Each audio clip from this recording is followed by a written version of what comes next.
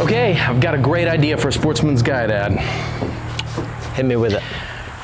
I pitch the ad, and then I disappear into a cloud of smoke. So, in real life, smoke grenades aren't as climactic as you think. This is gonna be awesome. It's not.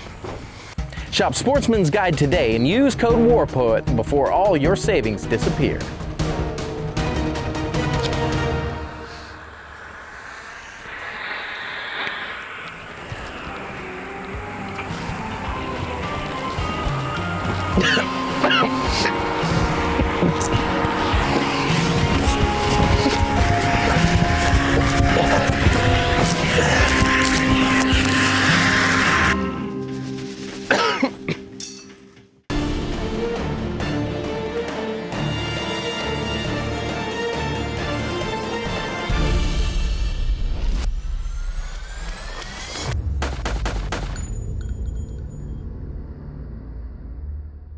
All right, hey folks, welcome back. I am joined again by Clint Emerson. Thanks so much for coming on the channel. No problem. Clint's got an illustrious career. I didn't plan on using a $5 word there, but illustrious career. You say it so well, though. You feel amazing. It's like, I feel amazing. It is illustrious. I'm a big deal. Big intros for a big guy like me, right? Former SEAL, former spook, wrote a bunch of really good books. I've done some other videos with him. I'd like you to check that out. You can find out more about Clint by checking below in the description. I'll have links for him as well as the other fun videos. Today, we're going to savagely beat each other upside the head with improvised weapons. I'm not being theatrical. I'm not even doing clickbait. Here's a quick little teaser, and boom, see? You're about to see that. But anyway, before we jump in and just beat the tar out of each other and motorcycle helmets, I figured I want just your general wisdom on improvised weapon. I travel a lot, and some of that's overseas. What can I do when I can't have my blasters and sticky pokey things? Well, yeah, that's always a problem. TSA and obviously going into other countries, you can have limited capability. If you can get away with putting a knife in your bag and checking the bag, you still take that 50-50 chance of someone stealing it out of your bag. That's probably higher than actual it being confiscated. But what I always did, as soon as I land, I end up going to a supermarket of some sort. Every country has them, even the biggest armpits of the planet. You can find a supermarché, go in there and grab yourself a steel barrel pen. You can grab yourself a kitchen knife. These days, a lot of the kitchen knives come with a cool little plastic sheath if you buy them individual in that set. But if you don't, you can use the packaging as a modified or an improvised sheath as well, just because it's usually backed on cardboard and you can use it right then and there. I always put out though, when you go around buying things in other countries, I'm one of those that assumes someone's watching. So make sure you tell a story when you buy your improvised weapons. If you're gonna buy the pen, get a notebook. If you're gonna buy the knife, get a block of cheese.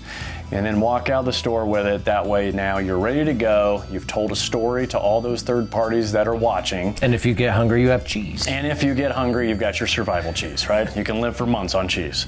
So those are just some things. I mean, you can get crazy. If you want some kind of folder, you know, corkscrews come great as a folding weapon. They're everywhere around the planet because everyone loves wine. And that way you're not having to just actually buy a knife or a folding knife. It's just better to stick with kitchen products because they make more sense.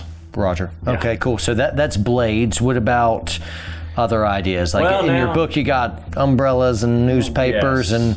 So the one we're going to talk about today is really a newspaper bat. Now, a lot of my peers like to ridicule me because they're like, really? Newspaper bat? Come on, can't you come up with anything better?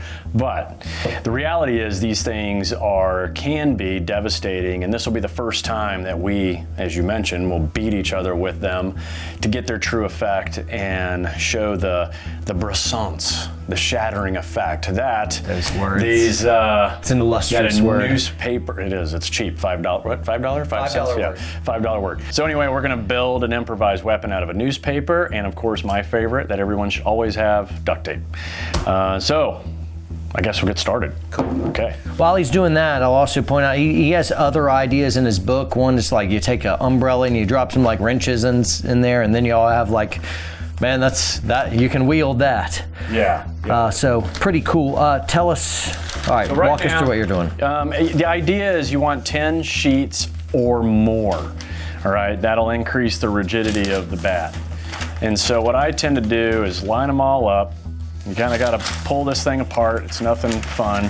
Got an assembly line here. Yep, that's good. Oh, that's one. That doesn't really. Let's do full sheets. There we go. So obviously, the more sheets, the more dense your bat, and the more girth. Is that a $5 word? Nope. The more girth your Just bat a weird will one, have. because everyone's in the comments is saying the predictable. Oh, I just ruined that one. What? Oh, I just ruined that one. There we go. It'll still work. All right. It's all good. Okay, so we're probably close to 10, all right?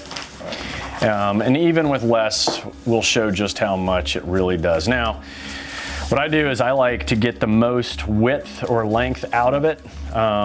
So you want to roll from the corner all the way across, and your goal is really to roll it so that there is minimal air as possible. Less air, the harder your bat will be. Here we go, all the way. Now you can see, right? When you really roll it up tight, it's not that thick. Now, the tough part though is gonna be folding it in half. If you need a little more help, I had some creatine this morning. So. Did you? Yeah, maybe. I didn't, actually. I just thought it'd be funny, but it kind of fell flat in my normal dad joke That's okay. fashion. I like So it. Now, you hold it. You hold it. All right, so that's number one. We're gonna make 2 of these. Good old duct tape is gonna secure us at one end. We'll go down here first. Okay, and now we'll go up to the top and we're gonna secure that down. As you can see, it's already pretty, feels pretty darn lethal already. And this doesn't have to be neat.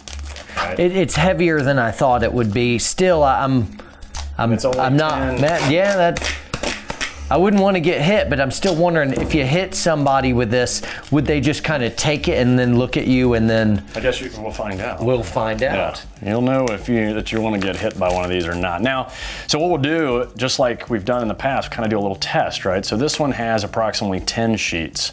So you build yours and we'll do 20 on yours, all right? So we've got that one done. Yeah, we got 2. I'll be out here, we'll get rid of all these singles. That's 3, here's 4. Yeah, do you know where these originally came from? I think So, printing presses. I would love to say, oh, that's a good one. That's the obvious. Some dad jokes. There you go, guys. Tell me. So, I mean, I would love to say 100 Deli Skills takes 100% credit for this here improvised weapon, but that wouldn't be the truth. Hooligans that go to soccer games overseas figured out a long time ago that a newspaper, especially a wet one, can knock out the fans of the opposing team. All right, it tore. Is that okay? That's okay. Okay. Yeah, we did a little too much. Here we are, we're testing. So now we know, don't go beyond 20. We're gonna tape it up nice and we'll start at the top this time, just for the sake of tears.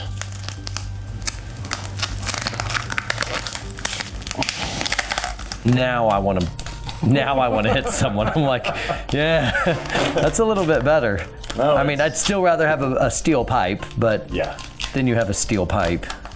The #1 assassin tool in the world is a 1 inch by 1 foot pipe. It's been used to kill more people than any other.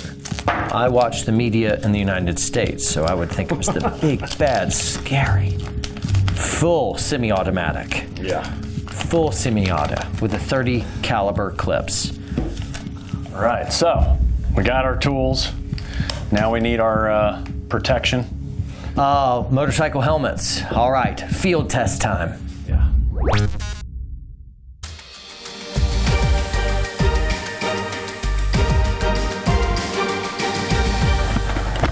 All right, I'm gonna feel both of these and then I'll get my revenge. Clint, bring it on! I'm just gonna take a beating and then we'll figure it out afterward. Okay, ready? 1, 2. Yeah, that made me real mad right there. Like that, yeah, it's a lot more concussion than I thought. Yeah. Give me again. Power up. Okay, there. Yeah, that could, That could put me on my butt. No, it'll knock you out. Give me the bigger one. This is the 20 sheet one. And give me this in case I get really pissed. Man, that little thing, this little thing. All right, you ready? Yep. Oh. Yeah. Don't hurt? No, it just makes me pissed. No, I'm fine. It just really ticks me off. All right, do it again. All right. Yeah. I didn't get a good hit, but that's good. It could. Oh, it's breaking up. It's breaking, but it's still. Don't take all my. All right, my turn. All my power here. All right. All right, ready? Oh. Yeah. Pretty good. Yeah. That was a medium. This is the 10. Okay. Just kidding. But yeah, that's fine. All right, I'm gonna go to the bigger girl. All right, do it.